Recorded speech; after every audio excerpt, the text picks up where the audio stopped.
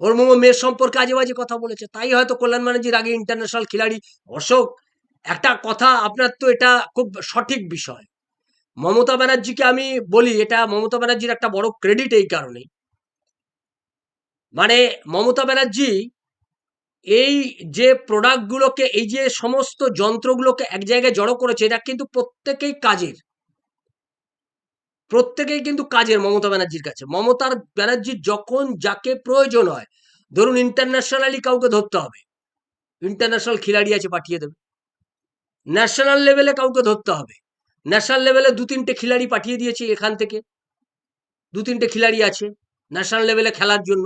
তারা গিয়ে দিল্লিতে মোটামুটি পড়ে রয়েছে ওখানেই, ওখান থেকে নড়ছে না। দিল্লিতে তারা ওই খেলার জন্য প্রস্তুত হচ্ছে, মাঠ আর প্লেয়ার খুঁজছে, অপোজিশনে কে কোন প্লেয়ারকে তারা ধরবে, প্লেয়ার কার বিরুদ্ধে খেলবে, সের জন্য তারা প্রস্তুতি নিচ্ছে।